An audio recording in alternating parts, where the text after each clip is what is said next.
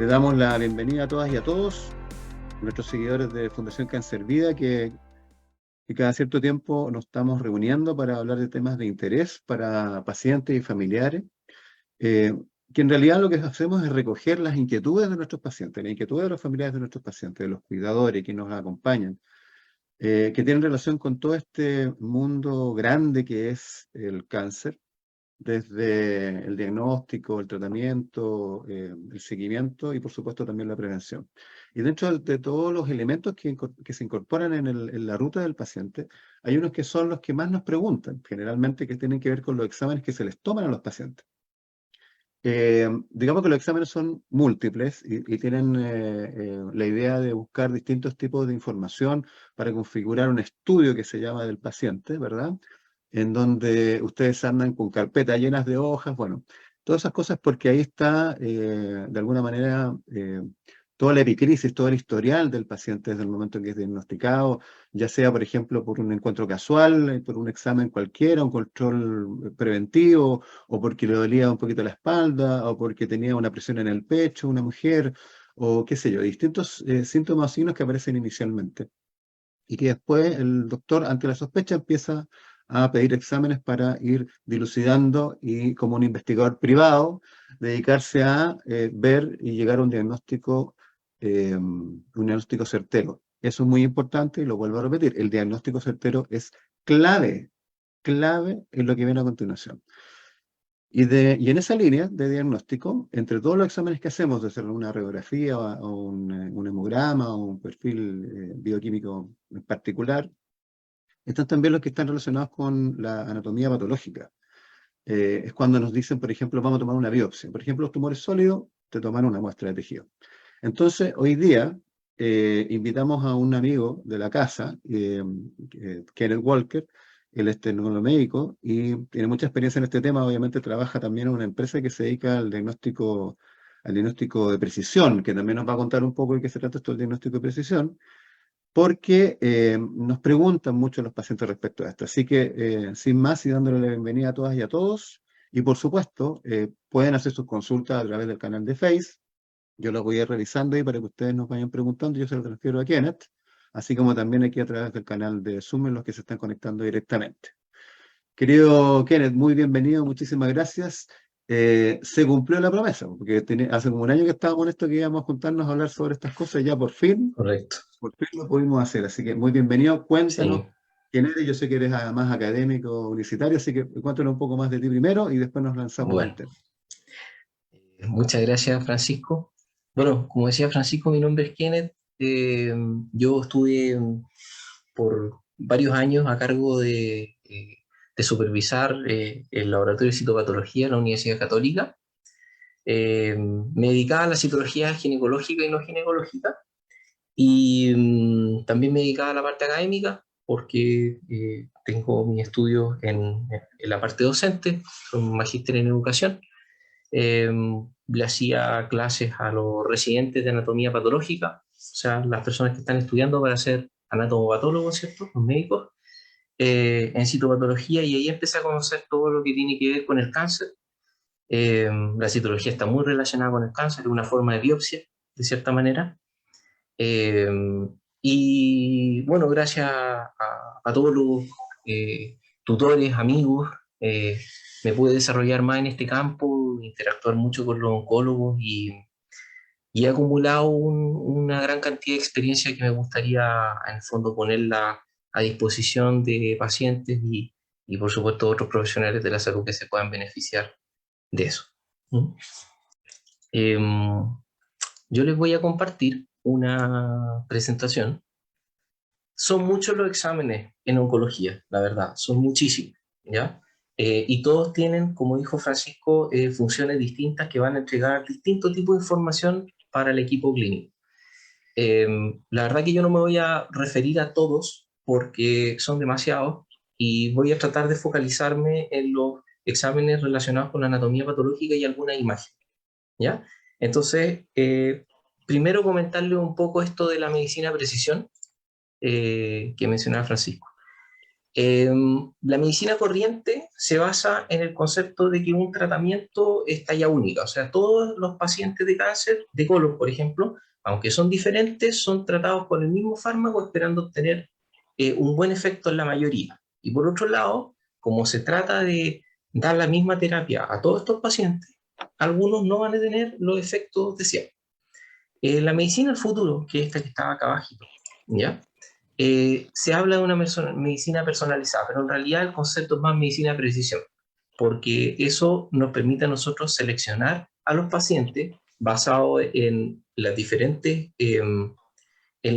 formas de ese cáncer de colon, porque si bien todos tienen cáncer de colon, todos tienen cáncer de colon distinto. Aquí es donde uno habla de tratar al paciente más que a la enfermedad. El paciente es la enfermedad más el hospedero, ¿cierto? Entonces desarrolla la enfermedad distinto un paciente a otro. Y le vamos a dar un fármaco distinto, por lo tanto.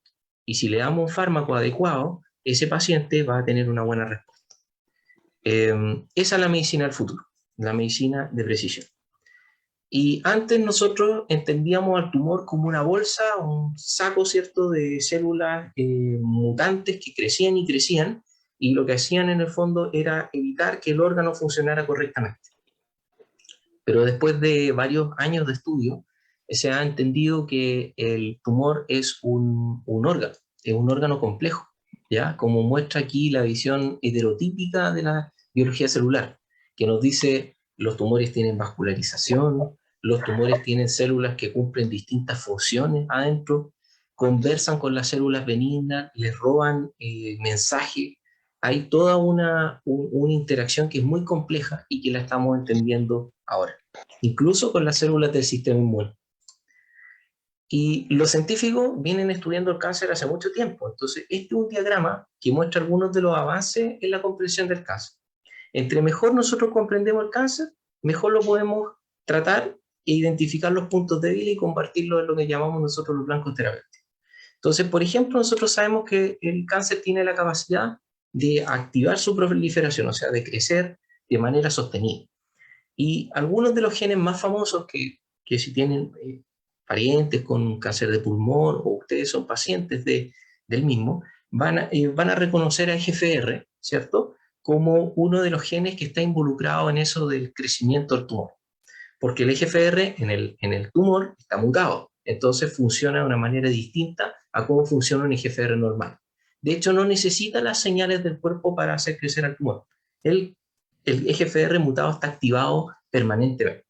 Y ahí es donde nosotros, si estudiamos ese tumor y entendemos cómo está mutado ese EGFR, podemos dar una droga que se dirija específicamente a desactivar ese EGFR, ¿ya? Y esa es la gracia de entender el cáncer, que nosotros podemos buscar blancos terapéuticos.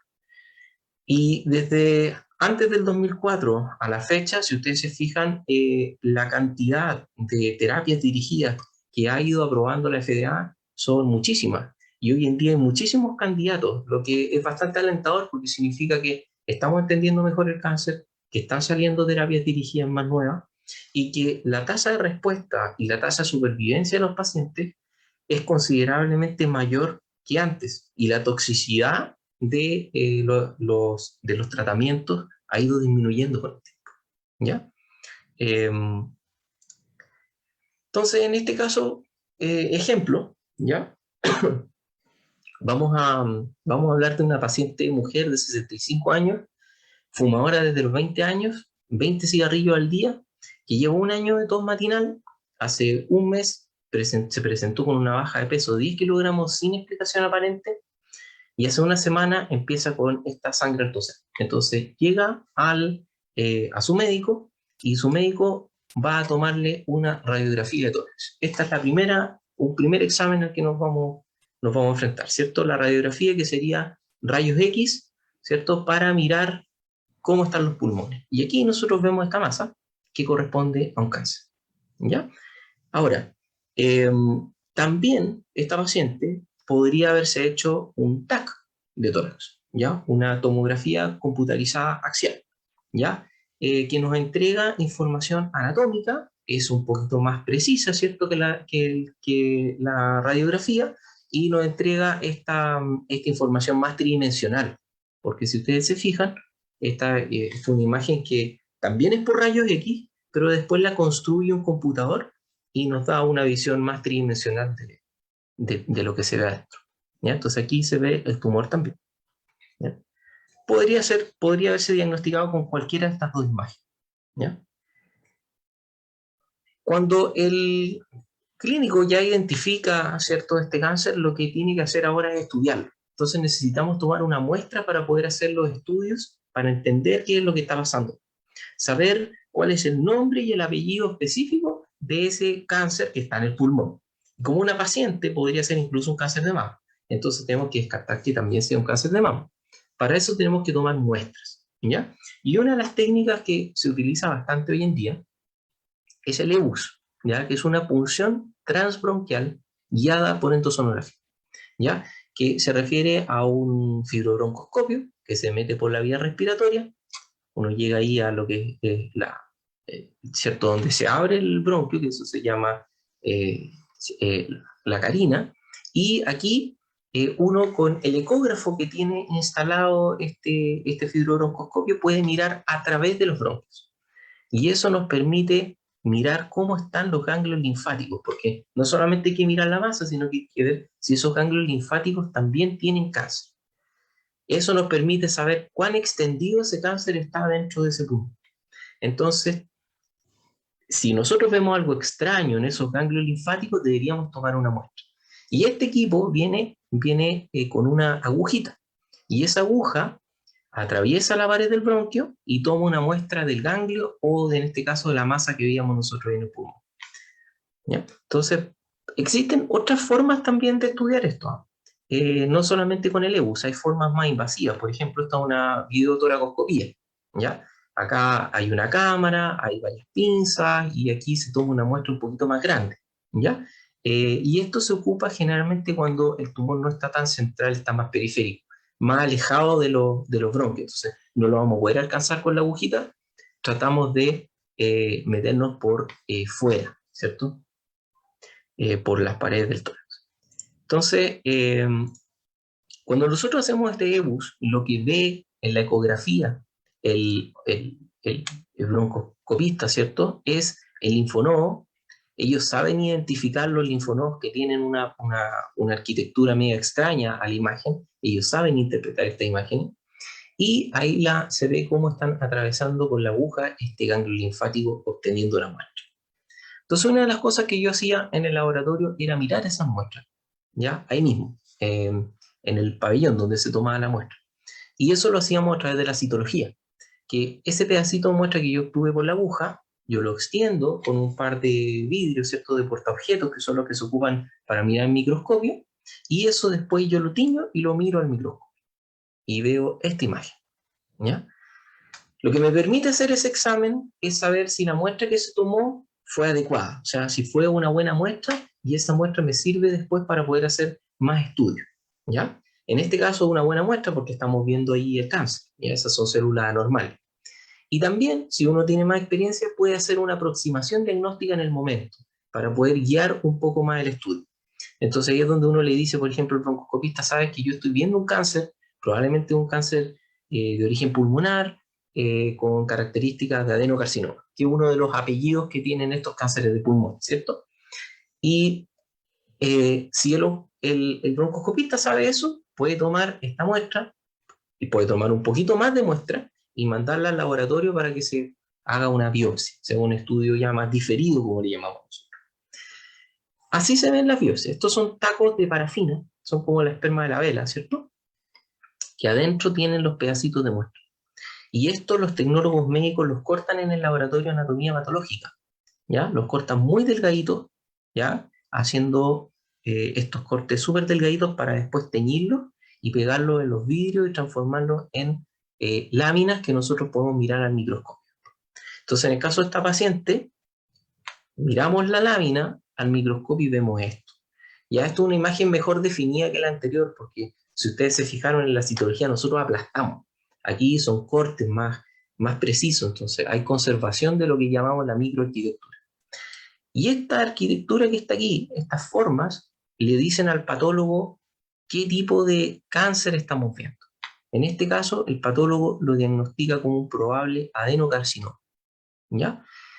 Los cánceres de pulmones se clasifican de distintas maneras, pero una de las clasificaciones más importantes es células pequeñas y células no pequeñas. Y las células no pequeñas después se subclasifican en adenocarcinoma y carcinoma escamoso. Y así ustedes se van a encontrar con muchas subclasificaciones. Uno se preguntará, ¿para qué? Como dijo Francisco, en cáncer uno tiene que ser lo más específico posible para dirigir el estudio y encontrar el mejor blanco terapéutico para hacer medicina precisión. Entonces, una vez que nosotros tenemos este diagnóstico, que llegamos al adenocarcinoma, tenemos que decir, bueno, ¿este adenocarcinoma es del pulmón? ¿Se originó ahí o se originó en la mama? Y para eso, ustedes se van a encontrar después, de repente en su uniforme o en los informes de algunos parientes, con el estudio inmunistoquímico. El estudio inmunistoquímico es un examen que se hace, que se basa en reacciones antígeno-anticuerpos, en donde a este corte histológico, a esta muestra que se veía al microscopio, uno le hace distintas pruebas. Estos que están acá son marcadores, ¿ya? Y los marcadores entregan información. Por ejemplo, este que está aquí nos dice si es de pulmón o no. Entonces, cuando salen estas marquitas café, ¿ya? Asociadas al corte de la muestra, al corte de la biopsia de pulmón, nosotros sabemos que nos está sugiriendo que tiene un origen pulmonar. Y este es un marcador que se ocupa para descartar que haya tenido origen de mama, ¿ya? Que aquí no se ve marcado porque no están las marquitas café. Entonces acá el patólogo después puede concluir que los estudios inmunistoquímicos favorecen un origen de pulmón. Y así puede seguir el estudio, ¿ya? Y así van a tener después un informe de biopsia que probablemente va a decir algo como esto: hallazgos compatibles con carcinoma no células pequeñas de pulmón, adenocarcinoma, que es el tipo lejos más frecuente dentro de lo que son los cánceres de pulmón, ¿ya?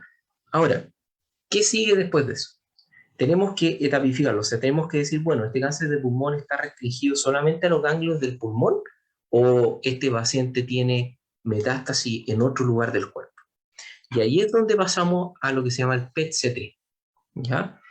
Que esta es una técnica de imágenes, pero que en vez de mirar anatomía, nosotros estamos buscando actividad metabólica. O sea, nosotros queremos saber aquí si queremos saber dónde están esas metástasis. Y nosotros las seguimos porque las metástasis tienen actividad metabólica, o sea, están funcionando. Y aquí, por ejemplo, tenemos mucha actividad metabólica en ese nódulo que está en el hígado. Entonces uno puede concluir de que este cáncer de pulmón tiene una metástasis en el hígado, ¿ya? Esta imagen se logra porque en el PET-CT al paciente le hacen tomar un medio contraste, ya muchas veces gadolinio, ya que es un medio contraste que después se elimina, ¿cierto? Pero que es muy captado por las metástasis. Entonces después uno lo puede evidenciar al hacer la imagen. Entonces, el diagnóstico que le va a dar al oncólogo probablemente va a ser, bueno, usted tiene un cáncer de pulmón etapa 4 porque tiene metástasis a distancia también, ¿ya? Y esta es, lamentablemente, esto es muy cercano a la realidad, porque la mayoría de los cánceres de pulmón nosotros los detectamos siempre en etapas tardías, por ser un cáncer silencioso, ¿cierto? Y donde todavía no tenemos métodos de screening o de tamizaje eficientes, ¿ya? Lamentablemente. Entonces, cuando tenemos esta situación, ¿qué opciones de tratamiento tenemos? Y es donde empieza el gran desafío del oncólogo en buscar todas estas opciones de tratamiento. Y un buen oncólogo se va, obviamente, a consultar las guías, a guías nacionales, a guías internacionales, ¿ya? Y se va a consultar entonces las guías médicas que le van a sugerir cómo proceder con el paciente. Por ejemplo, estas son las guías de la NCCN, ¿ya? La NCCN es muy importante dentro del mundo de la oncología y tiene guías muy buenas con mucha evidencia científica. Entonces ellos hacen recomendaciones. Entonces dicen, bueno, si el patólogo clasificó el cáncer como adenocarcinoma, usted debería hacer estudio molecular, nótese molecular, para estos genes, buscar mutaciones en estos genes que están. Entonces ellos mencionan IGFR, que era el que yo le había mencionado al principio, ALK, KRAS, ROS1, entre otros, ¿ya? Estos genes que están acá están codificados por FONASA, todo esto ya está funcionando, digamos, en nuestro país de esta manera. O sea, eh, aquí se hace el estudio de GFR, se hace el estudio de ALICA, el estudio de ROS1 y el estudio de PDL1 que está acá abajo, ¿ya? Instituto Nacional de Tórax, por ejemplo, lo hace, ¿ya? Y está en la guía nacional. Entonces, uno puede analizar estos genes de forma puntual o a través de un panel, ¿ya? De genes. O sea, podría evaluar todos los genes a la vez o podría ir avanzando de a poco, evaluando un gen a la vez, ¿ya? Entonces, para eso uno puede utilizar la tecnología del PCR, ¿ya? El PCR es esta misma tecnología que uno ocupa también para el COVID, ¿ya? Yo voy a ejemplificar a través de este equipo, que es el IDILA, que es uno de los equipos que nosotros trabajamos en nuestra empresa, por la simplicidad que tiene para entender el concepto, ¿ya? En el caso de IDILA, IDILA es un equipo que nos puede evaluar las mutaciones de GFR a través de un cartucho en 150 minutos. O sea, es un equipo totalmente automatizado, ¿ya? Pero otros laboratorios van a utilizar técnicas a través de kits, ¿ya? Los kits son estas cajitas en donde vienen muchos reactivos, ¿ya? Que permiten, al ser mezclados o utilizados de manera secuencial, el estudio del paciente. Y son diferentes a los cartuchos de IDILA que yo les mencionaba porque hay más intervención del personal médico en la preparación, ¿ya? Y los kits son más costo eficientes a medida de que yo cargo mayor cantidad de pacientes en mi placa de PCR. Entonces, cuál es el tema con los kits? Que muchas veces el laboratorio, para darle una respuesta al paciente con un kit, va a esperar que lleguen varios pacientes, ¿ya? Para hacer más costo efectivo su examen, ¿ya? Esa es la técnica de batching, se llama. Y eso es básico para hacer rendir los kits, ¿ya? Ahora, el estudio de estos genes a través de la técnica de PCR está cubierto por FONASA. Este es el monto que cubre FONASA, ¿ya? Y se puede hacer, dependiendo del laboratorio, a través de cualquiera de estos dos tipos de examen, ¿ya? Ahora, supongamos que seguimos trabajando con el IDI, ¿ya? Y lo hicimos con este cartucho de GFR. Nos va a arrojar un resultado como este. Mutación EGFR detectada y nos va a dar el nombre de la mutación. Nuevamente el oncólogo con ese examen molecular va a consultar las guías y va a ver, cuando tengo esta mutación en EGFR y yo no le he dado todavía una terapia a mi paciente, una terapia sistémica, o sea, todavía no lo vacío por quimio o radio, ¿ya? Puedo darle una terapia de primera línea dirigida. En este caso, por ejemplo, dice preferentemente dele osimertinib, ¿ya? Que es un fármaco de terapia dirigida. Entonces, el médico le da, el oncólogo le da a este paciente la terapia dirigida. Y aquí tenemos el cáncer, y esto después de 6 semanas de utilizar osimertinib, ¿ya? Entonces, efectivamente, la terapia dirigida tiene un muy buen efecto porque estamos combatiendo específicamente a ese tipo de cáncer en ese paciente, ¿ya? Entonces, es un tratamiento muy eficiente. Sin embargo, como todo en la ciencia y en la medicina, no hay absolutos, ¿ya? Hay pacientes que van a tener una mala respuesta, ¿ya? O sea que a pesar de que hayamos identificado la mutación, a pesar de que hayamos hecho todo bien, hay veces que hay mala respuesta al tratamiento. Y cuando pasa eso, tenemos que tomar otras alternativas. Por ejemplo, si nosotros hicimos el estudio molecular y no solamente evaluamos GFR, sino que evaluamos los otros genes que nos sugería la guía, podríamos eventualmente buscar fármacos para las mutaciones que se encontraron en los otros genes. Esa es una opción. O podríamos volver a tomar una biopsia, ¿ya? Si es que no hicimos los estudios con anterioridad, ¿ya? Y ya no nos queda más material de la biopsia, ¿cierto? Y podríamos estudiar con otro cartucho, con otro kit, lo que sea, podríamos estudiar esos otros genes, ¿ya? El tema es que hay veces que los pacientes no toleran bien una nueva biopsia. ¿Qué hacemos ahí? ¿Ya? Eh, Ahí es donde tenemos que introducir el concepto de la biopsia líquida, que igual este es un tema que está en boga, ¿ya? La biopsia líquida es una biopsia, ¿ya? De sangre, en el fondo, ¿ya? O sea, Y se basa en el concepto de que el tumor, ¿ya? Aparte de liberar proteína al torrente sanguíneo, también libera parte de su material genético. Eh, la biopsia líquida está focalizada principalmente a lo que es el DNA, ¿ya? Entonces, el DNA circulante del tumor anda dando vuelta aquí en la sangre, ¿cierto? Y puede ser capturado en una muestra de sangre y luego analizado en el laboratorio.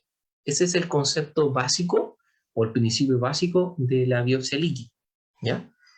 Y eso también lo podemos hacer a través de un cartucho, lo podemos hacer a través de una secuenciación de una generación, o podemos utilizar un kit, ¿ya? Lo importante es que entendamos que la biopsia líquida todavía no es una técnica que está incorporada en las guías clínicas, ni las nacionales ni las internacionales. Hace muy poquito la ESMO publicó los lineamientos para la biopsia líquida. Yo creo que en el futuro ya es muy probable que se empiecen a incorporar de a poco. Por ejemplo, para EGFR primero, cáncer de pulmón, ya quizás CARRAS para cáncer de colon, pero la verdad que la biopsia líquida todavía no es una realidad eh, inmediata. Sin embargo, hay lugares en los que se hace cuando no quedan más alternativas para poder ayudar al paciente. Y la verdad que ha funcionado bastante bien, ¿ya? Bueno, yo con eso termino. Les doy las gracias por su atención. Y bueno, si no tienen la posibilidad o por alguna razón no hicieron sus preguntas ahora, les dejo mi correo electrónico y esta es la declaración de conflicto de interés en el fondo. ¿Mm? Así que con eso los dejo. ¿Mm? Muchas gracias, Kenneth. Mira, vamos a ir a las preguntas. Yo quiero primero comentar, deja compartir nada más, Kenneth. Quiero comentar de que vamos a tratar de ordenar un poco del punto de vista de lo que puede manejar un paciente respecto de cosas técnicas que Kenneth presentó ahí, que yo diría que la mitad de las cosas que mostraste son temas que maneja un patólogo, que maneja el médico, que puede leer un informe y entiende los términos, así como estos blancos terapéuticos o hablar de respuesta a la terapia respecto a lo que hace un paciente. Que también es importante que manejemos el lenguaje dentro de lo que podamos entender mejor. Mira, de hecho, Carolina, que su tío ahí tiene un cáncer de pulmón, yo creo que se sintió muy cercano a lo que hablaste, porque mostraste una imagen donde aparecía un blancoterapeuta, que era, por ejemplo, usar una droga como afatinib en un cáncer de pulmón. Y eso es ¿por qué? Porque se llega a un diagnóstico de precisión, ¿verdad? Donde hay una serie de apellidos que se van sumando ahí en el tipo de cáncer hasta que dicen ya, el modo de activar la respuesta del paciente es a través de este tratamiento. Y dicho sea eso también, a ver si nos vamos como a lo básico. Kenneth, activa tu audio nomás que lo tenéis muteado. El, de la perspectiva de los exámenes, ¿Mm? de la gran cantidad de exámenes que le hacen a un paciente oncológico, digamos que podríamos separarlo en grandes grupos, por ejemplo, imágenes respecto a lo que son estudios de material genético, de material físico, biopsia, qué sé yo, ¿cómo podríamos ir separándolos para que digamos de qué vamos a hablar y de qué no? Claro. Es una pregunta compleja porque la verdad que depende del tipo de cáncer. Perfecto. Por ejemplo, si estamos viendo un tema de un cáncer a la sangre, entre comillas, ¿cierto? Como una leucemia, por ejemplo, Una leucemia, por ¿ya? ejemplo. Uno parte estudiando, ¿cierto? Un hemograma, ¿ya? Se hace un hemograma, se hace una citometría a flujo, entonces son etapas que son necesarias para, todos estos exámenes te van guiando para poder después elegir una terapia. En el caso de la anatomía patológica, y como yo les mostraba, primero hay un estudio de sintomatología, o sea, el estudio físico, ¿cierto? El Correcto. paciente se presenta, tiene una molestia física evidente, entonces se hace un estudio imagenológico, ¿ya? Usualmente después se aborda con la imagen, ya sea un TAC, una radiografía, ¿cierto? Una resonancia de repente, Una resonancia. y eso te permite ver la anatomía, o sea, te permite ver cómo están los órganos y si es que puedo identificar la lesión. En el caso de que la identifique, ¿ya? El clínico va a tener una sospecha, va a decir, lo más probable es que esto corresponde a un cáncer de pulmón, porque vi la masa en pulmón. Entonces ahí es donde él va a pedir estudios para poder investigar de qué se trata esa masa que está en el pulmón. Y ahí Oye, es Kenneth, donde le perdona. empezamos a tomar las muestras. Y ahí es donde cuando, por ejemplo, mira, una de las cosas que nos pasa siempre, y Ujú, le pasa mucho al paciente cuando está cuando entre comillas debuta con un cáncer, es que ujú, en los primeros exámenes, ujú. que normalmente son de imágenes, ¿verdad? Sobre todo en cáncer de mama, cáncer de pulmón y otros tantos, el informe viene con comentarios del quien informa, que es normalmente un tecnólogo y Ujú, dice, no sé, sospecha ujú. o incluso pone unas cifras ahí como pasa con el caso del cáncer de mama que pone los BRCA, que es una simbología Claro. o una Ujú, sigla americana. Y eso, al leerlo, pareciera que dijera cáncer. Y eso claro. y eso muchas veces no lo es. O sea, son No, sospechas que hasta no se haga no, un claro. estudio superior o que vas avanzando, no lo es. Correcto. Entonces, aclaremos un poco también Sí, eh, por supuesto. qué Eh, tan categórico resulta ser un examen. Cuando uno dice, ya. mira, ya, ok, ya, listo. Con todo esto ya sabemos que esto es un cáncer. Yo diría que uno de los exámenes más categóricos es la biopsia. ¿Ya? Perfecto, Yo clarísimo. diría que lejos de los más categóricos. La imagen tiene que ser muy evidente y aún así, esa imagen de tórax que vimos, en que se veía una masa más o menos grande, Ujú, alguien me podría a mí discutir que es un granuloma claro, después de una infección por tuberculosis, ¿ya? absolutamente. Entonces, la verdad que, claro, la impresión imagenológica que dé el radiólogo o que dé el tecnólogo médico eh, puede ser acertada, pero la imagen no es una herramienta, o sea, es un examen para ir estudiando y de apoyo, pero no te está haciendo a ti el diagnóstico preciso. Perfecto. No hay un examen que a ti te diga en el fondo de una, mira, esto es, o Tal sea, cual cosa. exacto, se va ocupando una combinación. Por ejemplo, nosotros nos pasó un caso cercano, la hermana de mi señora se hizo una imagen de mama y se vio una masa articulada más o menos extraña, ¿ya? Entonces la impresión radiológica fue, mira, masa articulada en mama, probable carcinoma, Claro. cáncer, ¿ya? Después la vio otro médico que tenía más experiencia, esto es un artefacto de la imagen, o sea, Mira, esto no es nada, esto es un mira, artefacto de la imagen, ¿ya? explícame lo que es un Entonces, artefacto. Explícame un lo que es un artefacto. artefacto es un error de interpretación. O sea, Eso. en el fondo la imagen no era de buena calidad, entonces parecía que fuera una masa articulada, pero en realidad era Una un sombra. problema de la imagen. Claro. Exacto, una sombra, lo que fuera. Entonces, por ejemplo, los exámenes de sangre. Los exámenes de sangre, hay algunos, por ejemplo, para medir el antígeno prostático, hay otros para medir sea Claro. 19.9, por ejemplo. Todas esas Claro. cuestiones también son un poco imprecisas, no son tan específicos. O sea, hay que juntarlos con otra serie de exámenes para poder llegar a un diagnóstico más definitivo, ¿ya? Y yo diría que de todos, el más confiable es la biopsia, ¿m? Porque es el que te va a decir realmente lo que está ahí adentro. Perfecto. Oye, entonces, bueno, dejemos claro esto para que la gente lo entienda, de que desde el punto de vista de los tumores sólidos, ¿ah? Sí, Sería la biopsia. sí. Ahora, ahí la Ale preguntaba en el chat, decía, ¿un ¿M? hemograma es una biopsia líquida? Ya, expliquemos la diferencia entre una y otra cosa, porque cuando tú le explicaste que era una Claro, muestra de sangre, claro. El hemograma es una citología, ¿ya? Es un examen citológico, ¿ya? Que ven los colegas del laboratorio clínico, ¿ya? Y lo que ellos ven es, en el fondo, anomalías o rarezas, ¿cierto? Que tienen principalmente, o ya sea los glóbulos rojos o glóbulos blancos, ¿ya? Y se utiliza en el diagnóstico de leucemia y de ese tipo de patología. Ahora, la biopsia líquida es diferente porque la biopsia líquida es un estudio molecular. O sea, yo tomo una muestra de sangre y yo lo que voy a hacer es analizar las características que tiene el material genético que anda dando vuelta. Tú te vas a encontrar con que hay mutaciones de repente que son de otras cosas y que tú las podrías malinterpretar como mutaciones del tumor, ¿ya? Y hay algunas cosas que se te van a pasar, porque no todo en la vida es DNA, hay RNA también. Entonces, esos son algunos de los problemas que tiene la biopsia líquida. ¿ya? Que de repente tienes falsos positivos como tienes falsos negativos. Y por eso todavía no se trabaja tanto en base a la biopsia libre. ¿Mm?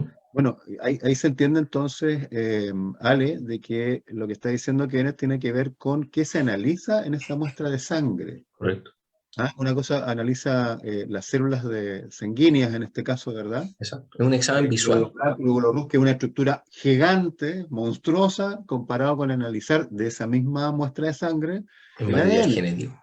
que es material Correcto, genético millones de veces más pequeña que una célula. Entonces, exacto. por eso se hace esa diferencia. Y ahí está donde está lo desarrollado, la tecnología al servicio del diagnóstico. Y por eso se llama, ¿cierto?, medicina de precisión de alguna manera, porque va llegando a Exactamente. personalizar el diagnóstico. Lo que hablábamos en algún momento con Kenneth, que era relacionado a que somos iguales pero distintos. Somos de una misma especie pero diferentes entre nosotros. Entonces no tenemos ni el mismo grupo sanguíneo, no tenemos ni siquiera los mismos antecedentes genéticos. Entonces eso va de alguna manera haciendo que la medicina personalizada tenga cada vez más importancia. Ahora, vamos de nuevo atrás. Dentro entonces tenemos los exámenes que están relacionados con imágenes, Correcto. con exámenes de laboratorio tradicionales o lo que normalmente te toman en un examen de medicina preventiva, por ejemplo. Y lo otro es cuando nos metemos ya en el área chica y, como estábamos hablando ahora, ante un posible diagnóstico de cáncer. No es cáncer hasta que tú no tengas un elemento categórico como, por ejemplo, una biopsia. Sí, la O sea, biopsia es el ideal. La biopsia es el ideal. Ahora, hay casos en que se puede hacer un diagnóstico de cáncer con imágenes y con la clínica, ¿ya? Pero sin haber tenido una biopsia, porque intervenir al paciente puede ser muy peligroso, ¿ya? Pero eso, usualmente esos casos se llevan a comité oncológico y no es algo tan sencillo tampoco para incluso para el médico no es algo tan sencillo. Tiene que haber en el fondo tienen que estar todos de acuerdo, en el fondo, todos los participantes, ¿cierto? Que realmente lo que estamos viendo es un cáncer, eh, y, pero no es lo normal, lo ideal es hacer un estudio con biopsia. ¿Mm? oye, Kenneth, ya hay desde la perspectiva entonces de que ya entramos a la cancha chica y vemos de que, bien dices tú que a veces el médico, por la experiencia clínica que tiene, ve exámenes preliminares, tiene una entrevista presencial con el paciente, hace una anamnesis completa de él, y ante la experiencia visual y los años de hacer este tipo de trabajo, él se da cuenta y dice, Ujú. mira, efectivamente tú tienes color, sabor, olor a cáncer. Exacto, Entonces, vamos a hacer un examen específico para saber ahora qué tipo de cáncer es el que tiene. Por ejemplo, el cáncer de mama, entendemos que tenemos distintas variables desde el punto de vista de los exámenes de ADN, ¿verdad? Del perfil que nos entrega un examen de precisión. Por ejemplo, cuando hablabas ahora de la cantidad de accionables, de decir, mira, vamos a ver cuál de correcto, estas cosas corresponde al cáncer que tú tienes. En cáncer de mama es muy exacto. común eso. Tenemos hartos Sí, accionables y a propósito de esos accionables hay varias terapias involucradas. Entonces, claro. entremos a un ejemplo de un paciente con cáncer de mama, por ejemplo. Tomemos como ejemplo ese caso. A ver, un ejemplo de cáncer de mama. Eh, a ver, digamos que se le hizo una biopsia Ujú. y se le encontró un adenocarcinoma ductal, que es como el tipo de cáncer de mama más frecuente. Lo que se hace generalmente es hacer un estudio microscópico en donde se entiende si ese cáncer responde o no a hormonas primero, ¿ya? Se hace el estudio hormonal, ¿cierto? Que son los receptores de estrógeno y progesterona. Se Correcto. sabe que estos tumores pueden crecer por acción de las hormonas. Entonces, se evalúa si efectivamente ese tumor tiene en su superficie esos receptores que ocupan las hormonas para crecer. Entonces ahí es donde tenemos los cánceres de mama, receptores positivos, receptores negativos. Y también se evalúa un marcador que es bien conocido hoy en día, que se llama el HER2, ¿ya? Que es un gen que se amplifica en algunos casos y también activa la proliferación, ¿ya? En base a eso, cáncer de mama se dice, por ejemplo, este es un cáncer de receptores positivos, HER2 negativo, ¿ya? Y si pasa eso, en general se va a otros estudios moleculares, ¿ya? PIK3CA, AKT1, otros marcadores. Pero en general, ahí ya uno ya el oncólogo podría tomar una decisión. ¿Ya? Ojo, estamos hablando de cánceres que están relativamente avanzados, porque si el cáncer está chico, está bien definido, yo lo puedo sacar con cirugía. Entonces, por eso todo esto depende de la etapificación. ¿Ya? Nosotros estamos hablando de cánceres avanzados, que usualmente tiene una metástasis o invasión. Cuando no es así, yo lo puedo operar. ¿Ya? Hay cánceres de mama que, no sé, que tienen parte de los ganglios comprometidos, pero no tienen metástasis distante. Y yo lo opero y le saco el árbol ganglionar y listo. ¿Ya? Y después le hago imágenes para ver si es que el cáncer ha vuelto o no. Ya lo mantengo con un control al paciente. Pero eso es más o menos lo que se hace. ¿Ya? Yo no sé, Bueno, hay cáncer de mama, hay una, parece que sí, fíjate que la PAM me consulta porque ella dice que justo, tiene, buenas tardes, fui diagnosticada con cáncer de mama, con compromiso de ganglios el 16 de junio. Me hice eh, un- me hice el TEC, en el cual se hizo el sale TAC, que, yo creo. Sí. sí, yo creo que Que exactamente, no estaba en que el parte cáncer del no estaba cuerpo, en otra ¿no? parte, sí, del cuerpo. Después de eso, mi control fue el 3 de agosto y el 8 comencé con las quimios, consulta. Después, ¿qué salió Ya, por bueno? ejemplo, Ya, por ejemplo, en el caso de ella estamos viendo un cáncer que no ha avanzado. ¿Ya? Entonces, un caso de ella tiene un buen pronóstico, porque en el fondo, si fuera un cáncer muy avanzado, ya hubieran tratado de buscar alguna terapia dirigida, le hubieran hecho evaluación de receptores, le hubiesen hecho varias cosas.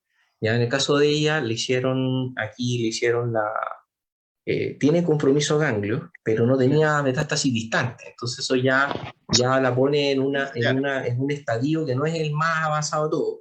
Y eso le da la posibilidad de sacarle esos ganglios, de sacarle el tumor, o todavía no sacarle el tumor, achicarlo con quimio o con radio, porque uno puede ocupar la quimio y la radio para achicar el tumor y después operarlo. ¿Ya?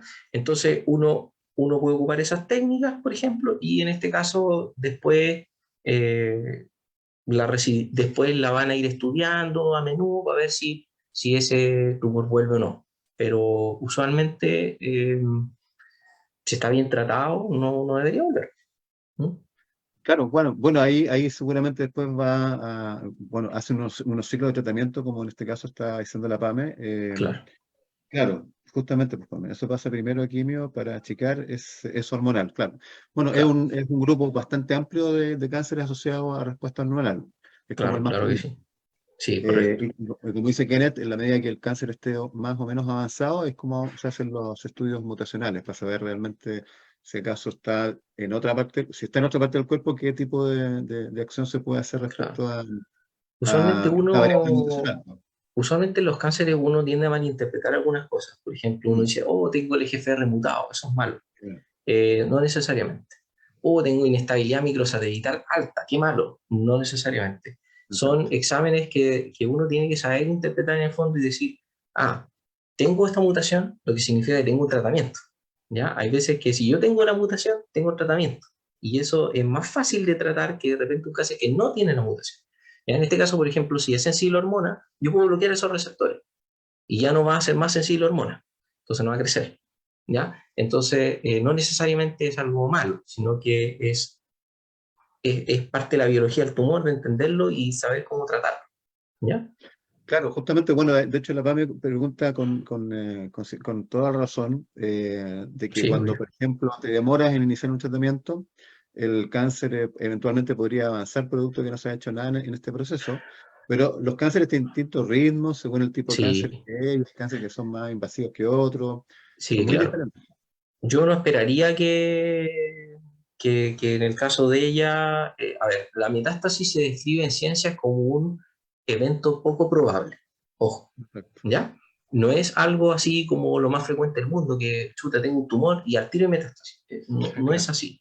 ¿Ya? Tienen que pasar muchos eventos biológicos para que ocurra metástasis. Entonces, la verdad que siempre se está en riesgo, ¿ya? No le voy a decir que no, siempre se está en riesgo. Sin embargo, yo en este caso no lo creo, ¿ya? O sea, tiene que pasar un tiempo, tiene que desarrollarse, eh, no es tan así, ¿ya? Para su tranquilidad mental no es tan así. Oye, claro, bueno, yo les quiero comentar en todo caso, nos están preguntando por Face también algunas cosas, Kenneth. Ujú. Eh, Mira, por ejemplo, nos dice una amiga acá que quería saber un poco sobre el cáncer de hígado y quistes. Eh, También entiendo que existen exámenes para el hepatocarcinoma Sí, y también hay análisis también de precisión. Para eso también hay muestras, bueno, obviamente tiene que haber una biopsia, qué sé yo, pero a veces también se confunden las imágenes, como pasa con la densidad de la mama, con lo que estábamos hablando ahora. sí, ¿Qué experiencia correcto. tenéis tú respecto a ese tipo de diagnóstico o de Yo examen? tengo algo de experiencia en la parte de vía biliar. Eh, si bien sí, efectivamente hay neoplasias quísticas. Ya en la vía biliar se desarrollan neoplasias quísticas pancreáticas, por ejemplo. Ya, la verdad que depende del quiste. Ya, depende del quiste. No todos los quistes son malignos. Ya. Correcto. Eh, y usualmente lo que se hace es tratar de identificar cuál es el contenido del quiste. ¿Ya? Se estudia el contenido del quiste. Ve si en ese material genético que se suelta las celulitas que estaban produciendo ese quiste, porque los quistes son, en el fondo, un montón de celulitas que producen líquido y ese líquido se va juntando, entonces se infla y se transforma en un quiste. Eh, Uno podría estudiar el contenido del material genético de ese quiste para ver si hay mutaciones, por ejemplo, o uno podría estudiar algunos marcadores de sangre que también se ocupan en el contenido del quiste y que pueden apuntar a un tumor, ¿ya? Pero no todos los quistes son malignos, hay quistes benignos y los quistes son operables, ¿ya? Y tienen los quistes que, la mayoría de los quistes cuando están bien operados y todo tienen buena sobrevida. ¿Mm? Oye, nos preguntan también, Kenneth, ¿Mm? la Eliana, nos dice Eliana Leiva, ¿Mm? quiero saber sobre un cáncer de sarcoma dorsal. Y en lo particular le interesa si es operable. Se lo trataron, dice, con exámenes acá en Ovalle, quiere ver otra opción. Claro, seguramente está en proceso de diagnóstico, pero y ahí justamente veamos cómo se trabaja a nivel de exámenes en sarcoma, Sarcoma. porque Ya, es el sarcoma complejo. es sí, que sarcoma es una neoplasia compleja, ya una neoplasia poco frecuente, además, usualmente más asociada a niños, ¿ya? Eh, Ahora, sarcoma, yo no tengo amplia experiencia en sarcoma y yo creo que eso tampoco es una cosa así como que muchos oncólogos puedan jactarse de que saben mucho de sarcoma porque es complejo, ¿ya? Habría que ver la condición de esta paciente, habría que ver el tumor, las imágenes, cómo está, qué es lo que se puede hacer, qué mutaciones tiene quizá, ¿ya? Yo le recomiendo, en el fondo, que siempre es bueno una segunda opinión, siempre, siempre. O sea, siempre vale la pena ir a otro lugar y preguntar con otro médico cómo lo pueden tratar y ahí el paciente puede elegir en base a la información que se le entregue lo que más le acomoda, lo que más lo hace estar tranquilo, en el fondo.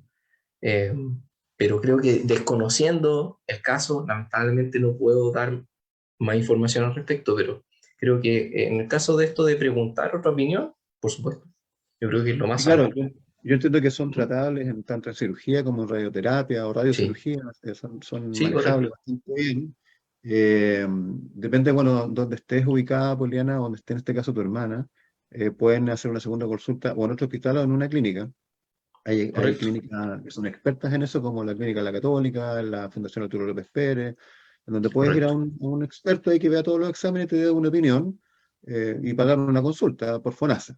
Y vas a tener un copago, que sé yo, que te entregue FONASA como en modalidad de dirección, como para que vayas teniendo un perfil más claro, llevando todos los exámenes que ya tienes. ¿Ah?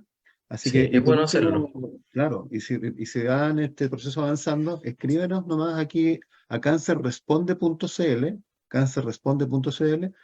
para que podamos darte más orientación, porque hay estas publicaciones que son para pacientes que tienen sarcoma, que les ayudan a entender mejor qué es lo que es la patología y a también a preguntar cuando tienen la consulta con el médico, Eliana. Mira, aquí también nos Correcto. pregunta Ujú. Azul Areta Aspie.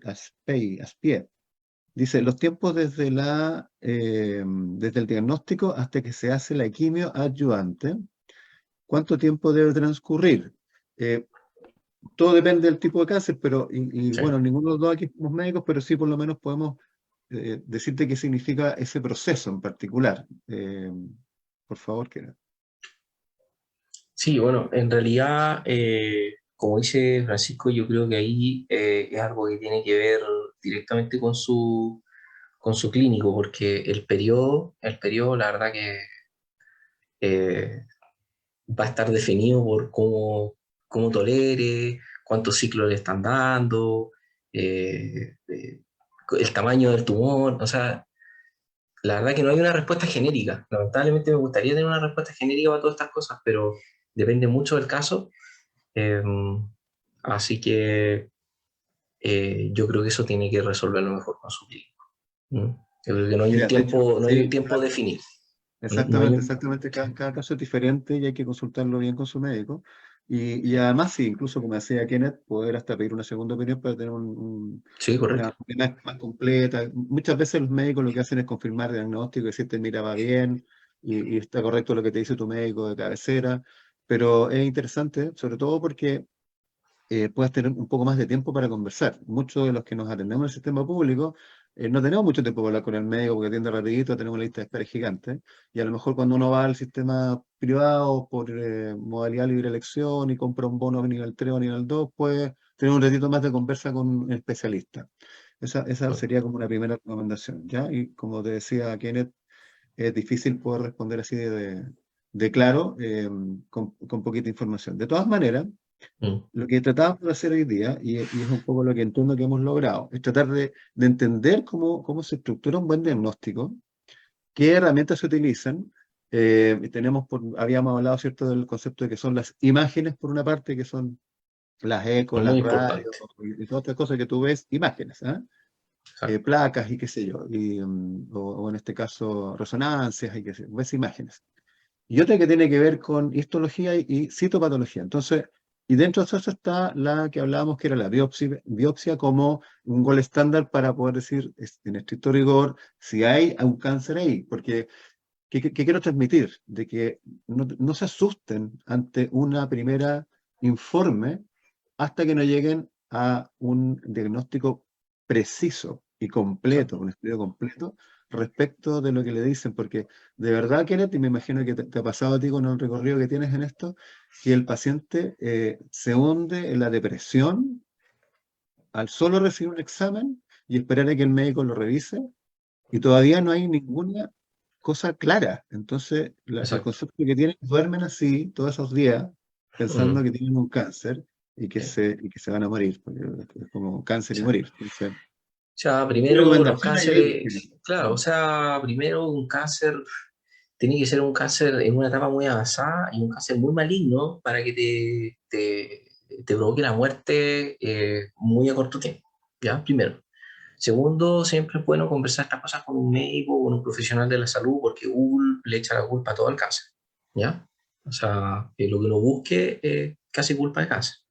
Mm. Eh, no hay que asustarse porque obviamente que es una reacción humana que nosotros nos preocupemos y eso está muy bien, pero hemos logrado avances importantes en la medicina respecto al cáncer, sobre todo los cánceres más frecuentes. Tenemos muchas alternativas, ¿ya? Hay hartas redes de ayuda.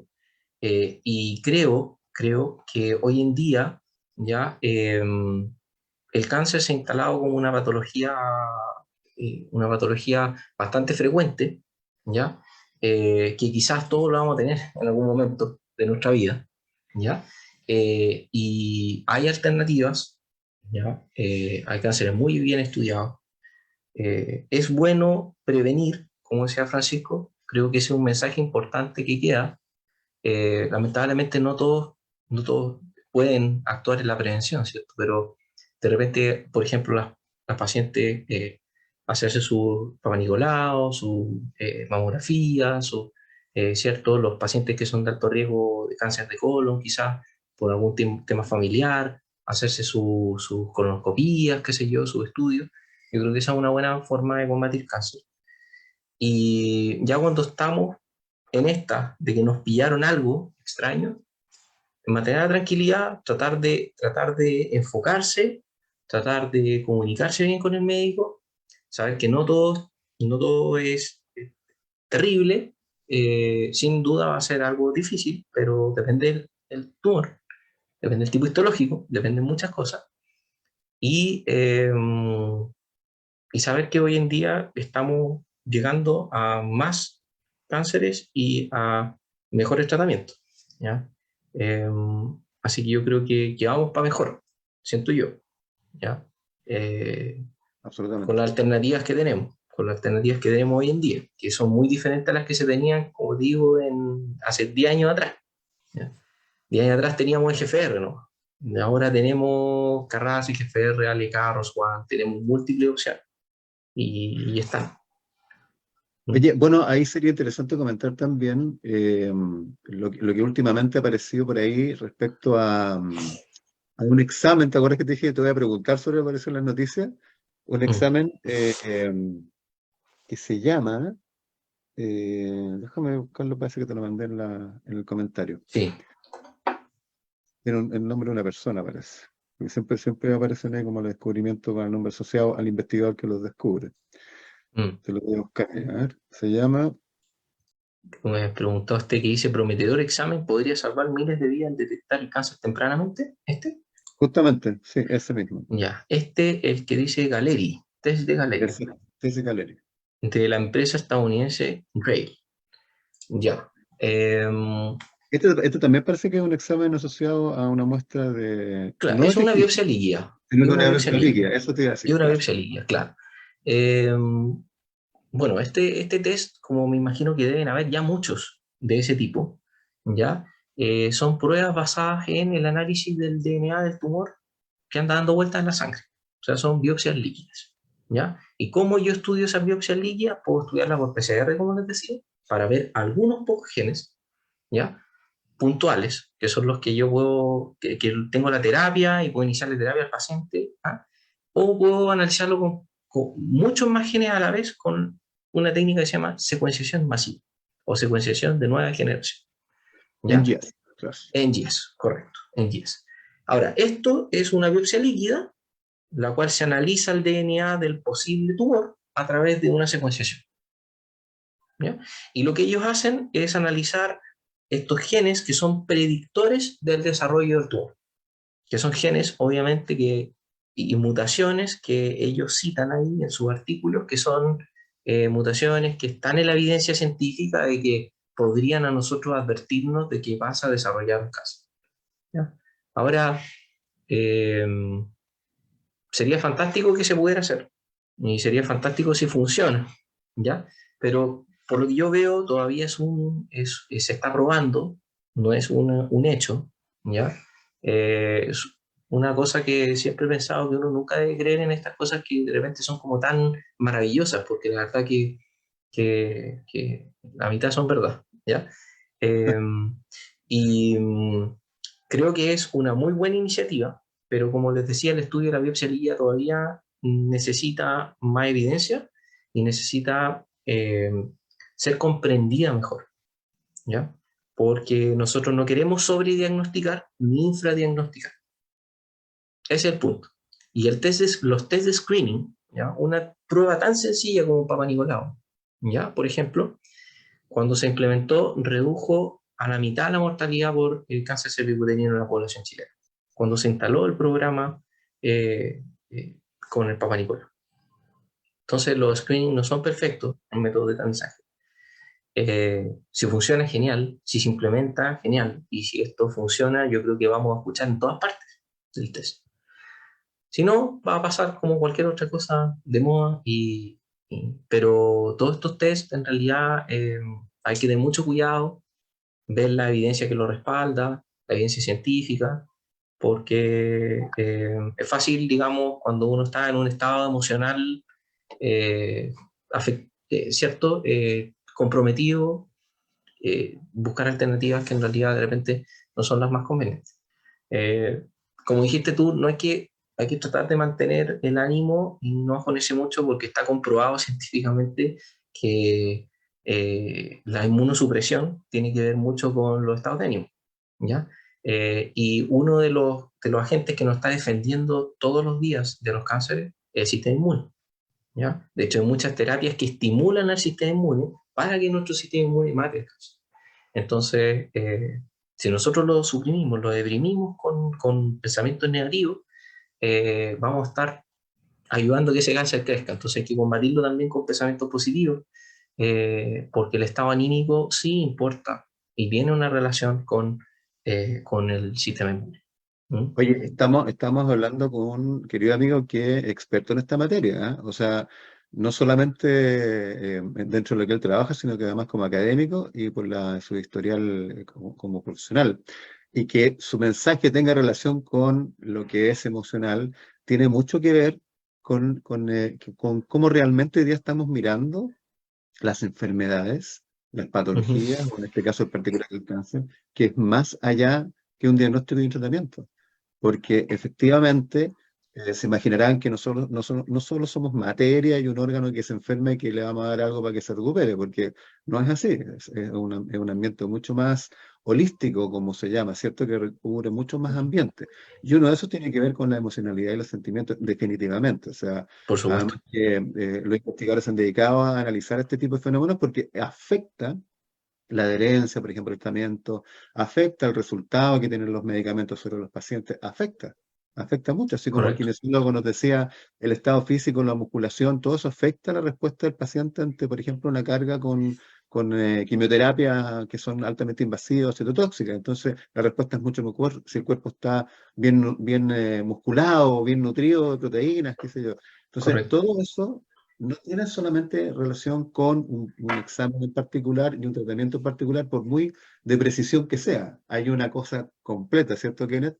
Que hace Sí. que uno, eh, digamos, que no que responda al tratamiento, porque ahí quiero aclarar de que no es que la persona tenga que responder al tratamiento. Lo que tiene que haber es que el tratamiento sea aplicable en la persona, que realmente le Exactamente. sirva. ¿Ah? La Sí, responsabilidad no es del claro. paciente de responder, sino que del tratamiento funcional. Exacto, el mensaje de la medicina de precisión es: nosotros tenemos que ver al paciente, no a la enfermedad. O sea, yo no estoy tratando un cáncer de colon, yo estoy Exacto. tratando un paciente con cáncer de colon.